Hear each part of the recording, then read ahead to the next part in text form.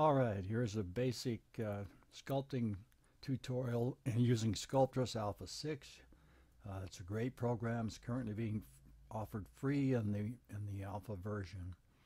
So you're basically doing like real modeling. You're adding clay and smoothing it out. When you're making the eyes, keep in mind there's a cage around the eyes. You have to build a cage. The actual eye line is halfway on the skull from the top, visually from the top to the chin. Halfway is where the center of the eye line is. So you want to start that cage somewhere in that area so that you'll have them there, and then you want to pull out the bottom using the grab tool.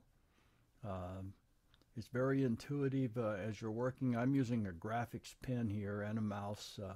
The mouse is used for convenience on zooming in and out, etc. But you can use the key combinations of G to grab, D to add. As you cursor over the icons in the upper left, you'll be able to see what key it is that does those functions. So I pretty much like to use the grab tool for the basic shaping, and then I use the draw tool just to add, some volume to the mesh, build the cage, etc. So right now I'm working out the chin, and I guess I got in a hurry and a little bit of a point there, but as you can see, it's starting to take shape, and I'm keeping in mind that the mouth and nose are a third of the way from the chin to the eye approximately. It's nothing set in stone because you're making an individual character. You can exaggerate features, you can make a longer mouth, whatever it is you want. So if you think in terms of the face coming out from a circle, that's essentially what I've done here, is pull the face, the jaw and the cheekbone section forward. Then I pulled forward a little more for the mouth area. If you take your hand and just feel your chin, you can feel what that line is, and you can feel the cheekbones and all that. And if you put your hand over your eye, you'll be resting on the cage, but you won't be touching your eye. So keep all that stuff in mind. So as I'm making the mouth here, I just make a crease, and you hold your space bar down to access that sizing menu.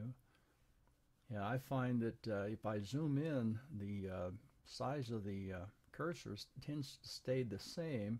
So zooming in makes it smaller, zooming out makes it larger. So you can get to a comfortable level, and then just work your way to get the right size for what you're trying to do. And you just have to eyeball it and look at it. It's just you're just literally sculpting with I don't know, virtual clay, whatever you want to call it. So you build up the lip area, the shapes. Look in a mirror if you want. I'm just doing this from eye. You can take a model. I'm just following the basic rules. The nose is as wide as the one eye. So when you figure out where your eyes are going to be, you come down from that, and that's where your nose is. So it's just a slow process. You just kind of crease it and smooth it, build it and smooth it, crease it and smooth it. Just keep working with it until it looks like a pair of lips. It's not a lot there.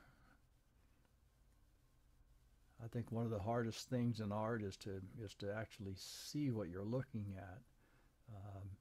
We look at things all the time and don't really think about what it is we're seeing. We just see it and recognize it as a face. But if you look at the topology and just kind of examine it real closely, you'll see what it is that's going on there. This crease around the edge of the lips is very important.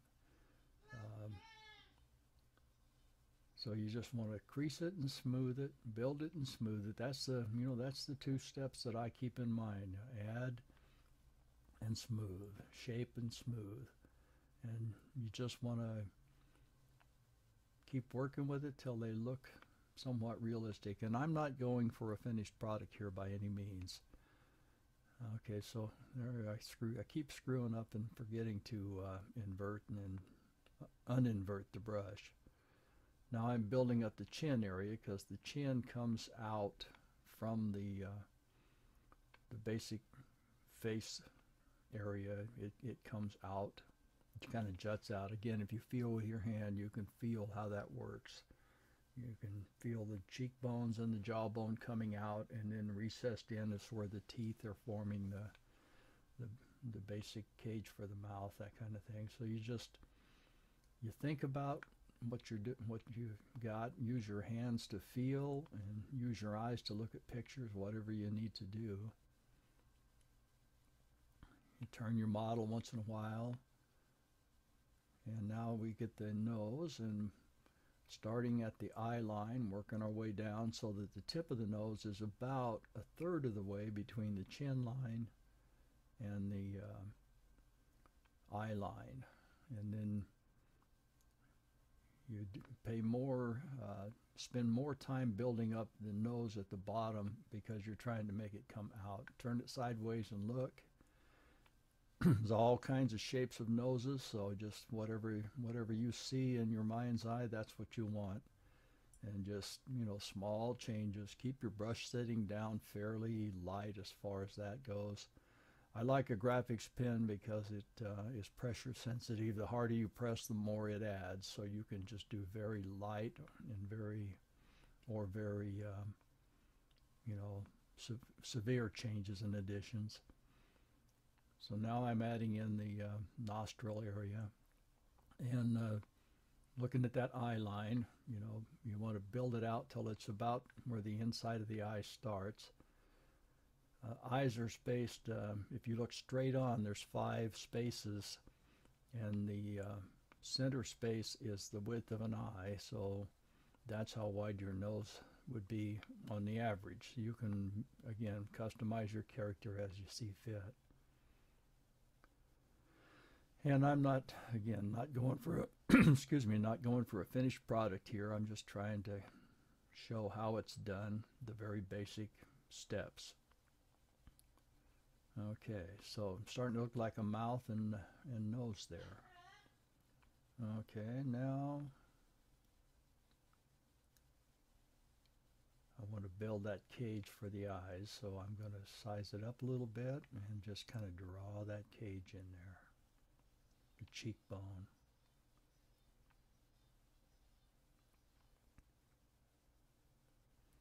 If you get too much, you can always smooth it away or invert the draw tool and subtract. I have not found any way to delete, and if you extend the mesh too far, it's just about impossible to push it all back. Because you're adding geometry. So you don't want to go too far too fast. You want to add it, smooth it, and look at it, and then figure out, okay, where is it missing? Cheekbones aren't quite that jaunt, and just kind of whatever you see in your mind's eye there. And you can see it's starting to look more and more like a face all the time. Just take a little time, work on some of the basic details. You can add in wrinkles and facial features and fine-tune and all that, but right now we're just looking for the overall shape. Head isn't quite so rounded like that, so we just gently push it in. Get it looking more elongated, I guess is the right word.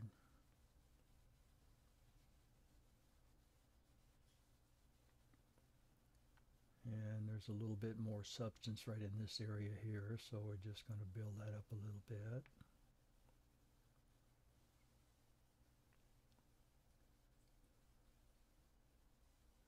I'm doing this right out of my mind's eye, so it's it's trial and error. And just as I see it, I think it needs a little more of this, a little less of that.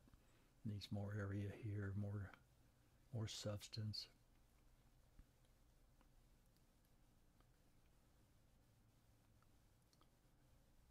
I like to think of it as an unfinished photograph. You're slowly looking at the photograph and you just have to make it look right. All kinds of ways to think about it. Then there's a crease on the human face. Oops, I forgot to invert again.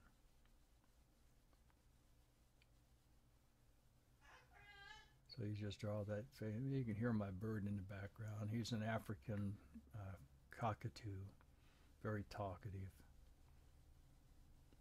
It's important not to get your smooth tool too big because it will affect the whole area, and it also kind of detracts away from the crease. Okay, very strong jaw or cheekbone line there. It might be a little too much, but again, this is just how to get it done. This is not a finished product. That brow line, you're going to want to build in above that and make it a little more smooth and shape it a little bit differently. Bring it down a bit on the outside corners.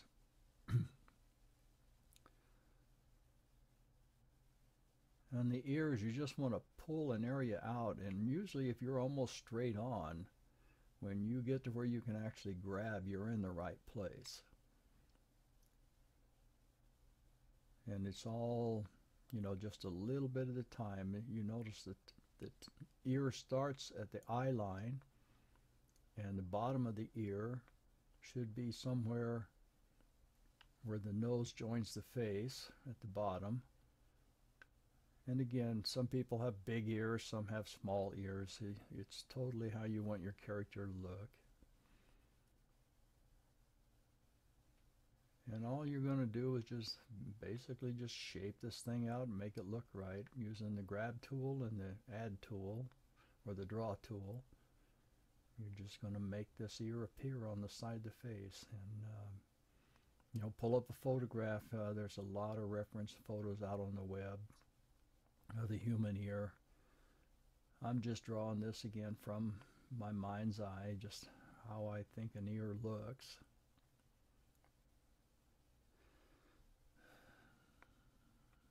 I've got a long history in, in just basic drawing too, so you know, I've got a somewhat trained eye. And I messed up, didn't get a good crease there, so I got to work on that. If you do your pulling and sculpting right, you don't have to do this step, and it's real easy to get too much going. I just made a hole there, but as long as you don't go too far, it's fixable.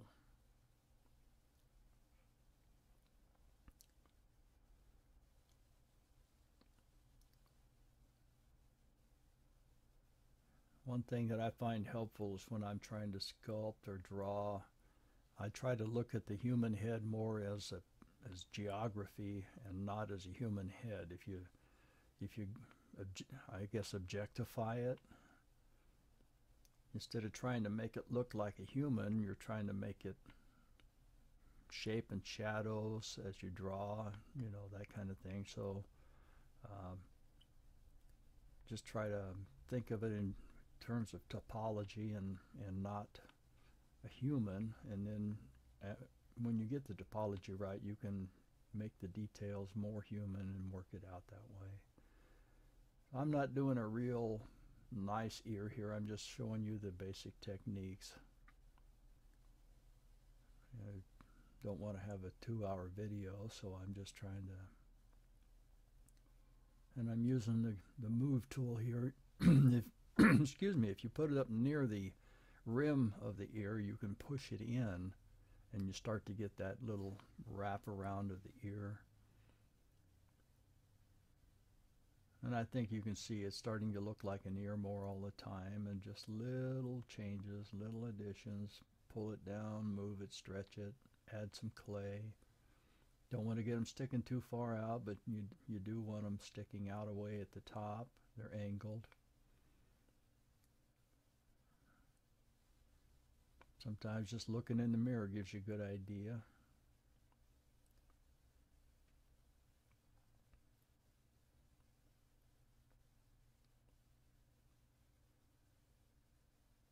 It doesn't take that long with this program. It's very intuitive. very easy to use. As you're starting out, just remember that it's all deletable. It's all start over. Whatever a person wants to do. You're not wasting paper. You're not wasting clay. It's a totally reproducible type of a medium, so I really like it. I think it's just really wonderful that the Pixelogic is letting people have the alpha version of this for free. A lot of fun can be had with it. I think if they don't price it through the ceiling, I probably will pick up a copy of this when the final release is out.